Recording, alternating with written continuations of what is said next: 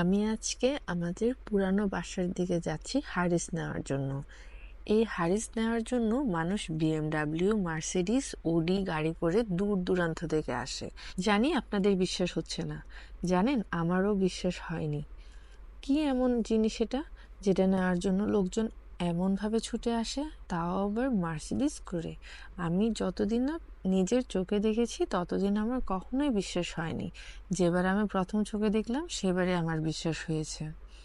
এই ভিডিওগুলো না আমি রোজার সময় করেছিলাম, আর এই হারিস নেওয়ার জন্য আমি রোজার সময় গিয়েছিলাম। প্রতি বছর ইউএইতে মসজিদ, গভর্নমেন্ট এবং অনেক বিত্তশালী লোকজন রমজানের সময় ইফতার এবং সেহরি দিয়ে থাকে। আমি যে বছর এসেছিলাম সে বছর তো করোনা ছিল, করোনার কারণে এটা ওই বছর সম্ভব হয়নি। পরের বছর যখন সবকিছু নর্মাল হয়ে গেল তখন থেকে আবারও ইফতার আর সেহরি দেওয়া শুরু হলো। আর বা সেহরিতে সব জায়গায় কিন্তু হারিস দেওয়া হতো না, হারিসটা কিছু কিছু জায়গায় দেওয়া হতো। মনে হয় এই জন্যই হারিসটা অনেক স্পেশাল ছিল। আর ইউই লোকালরা যখন হারিস বানায়, এই হারিসের স্বাদটা একটু ভিন্ন, যেটা হয়তো বা রেস্টুরেন্টে পাওয়া যেত না। কি জানি কেনই বা এত ভালো দামি গাড়ি করে এসে হারিস নিয়ে যেত এরা। এটা ছাড়াও কিন্তু এখানে আপনার গাড়িতে চড়েন আর রাস্তায় হাঁটেন, যখন ওরা বিভিন্ন রোডে বা বিভিন্ন ট্রাফিক জ্যামের মধ্যে ইফতারি দেয়, তখন আপনার ইফতারি নেওয়াটা বাধ্যতামূলক। বাধ্যতামূলক বলবো না ঠিক, আপনার না নিলে না ওরা মনে করে আপনি অনেক অহংকারী। সো এটা সবাই নেয়। হারিস নিয়ে বাসায় চলে আসলাম। আমি অবশ্য বাসায় আসতে আসতে বেশ দেরি হয়ে গিয়েছে, তাই ইফতারের পরে আমি এই হারিসটা একটু প্রসেস করছি। ওই যে কথায় আছে না, বাঙালির পেটে ঘি হজম হয় না, আমার ব্যাপারটা হচ্ছে ঠিক তেমনটা।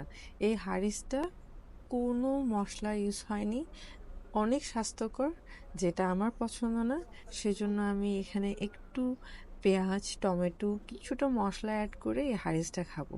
এই হারিসটা প্রসেস করার পরে না অনেকটা আপনার হালিমের মতো হয়ে যায়। আমরা আমাদের দেশে যে হালিমটা বানিয়ে থাকি, এই হালিমটাতে তো অনেক বেশি ডালের পরিমাণ থাকে, আর এখন আমি যে হারিসটাকে হালিমে প্রসেস করছি এটাতে অনেক বেশি মাংস আর জবটা থাকে। হারিস অবশ্য আমি কখনো ট্রাই করিনি, কারণ হারিস বানাতে গেলে কিছু স্পেশাল জিনিসের প্রয়োজন হয় যেটা আমার নেই, আর আমি কখনো ওভাবে কোনো ভিডিও চেক করিনি। নেক্সট কখনো যদি ভিডিও বানাই বা আমি যদি যাদের কাছ থেকে হারিস নিয়ে এসেছি তাদের সাথে আবার দেখা হয়, তাহলে আমি অথেন্টিক রেসিপিটা ওনাদের কাছ থেকে নিয়ে আপনাদের সাথে শেয়ার করব।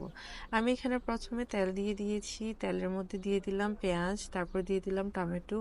ঝাল মোটেই ছিল না, সেজন্য আমি একটু কাঁচামরিচ অ্যাড করছি, আর অ্যাড করব সামান্য পরিমাণ জিরা। আর হচ্ছে আপনার এখানে হারিস যেহেতু অনেক বেশি, সেজন্য 2টা চিকেন কিউবটা দিলে মোটামুটি আপনার তেমন বেশি মশলা ব্যবহার করতে হয় না, সেজন্য আমি চিকেন কিউবটাই প্রায় সবগুলো খাওয়ারেই দিই। আর এখানে দিলে একটু বেশি ভালো লাগে আমার, যেহেতু এটা চিকেনের। আজকের হারিসটা চিকেনের। হারিস অবশ্য 2-3 ধরনের হয়ে থাকে, ওরা 2-3 ধরনের বানিয়ে থাকে। একটা হচ্ছে চিকেনের, আবার হচ্ছে আপনার ওরা ল্যাম্বের বানায়, তারপর হচ্ছে ওরা মাটনের হারিসও বানায়। আমার সবচেয়ে বেশি চিকেনেরটাই ভালো লাগে। ব্যাস, আমার হারিস প্রসেস করা শেষ, আমিও আর বেশি কিছু দিলাম না। এইটুকু মশলাই আমার জন্য যথেষ্ট। দেখুন কি ঘন আর কি আঠালো। আমি তো মশলা অ্যাড করার পর আর নাড়াতেই পারছিলাম না। আমি আমার হাজব্যান্ডকে বলেছি তুমি নাড়িয়ে দাও, আমার পক্ষে বাবা আর সম্ভব না। এই হারিস নিতে গিয়ে ইফতারের সময়টা আমার রাস্তার মধ্যেই কেটেছে। আসার সময় চোখে পড়লো এই সুন্দর দৃশ্য। জানতাম মিডল ইস্টে ক্যানন ফায়ার করে ইফতারের সময়টা হয়েছে এটা বলা হয়, আজকে আমি তা চোখে দেখে নিলাম, তাই চিন্তা করলাম আপনাদের সাথেও শেয়ার করি।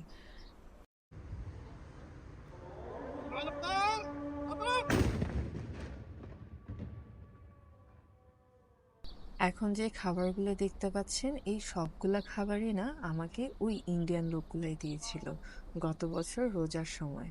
এটা নিয়ে অনেক মজার কিছু কাহিনী আছে, নেক্সট ব্লগে আপনাদের সাথে শেয়ার করব। ব্লগটি ভালো লেগে থাকলে লাইক আর কমেন্ট করে জানাতে ভুলবেন না কিন্তু, আর একটু ফলো করে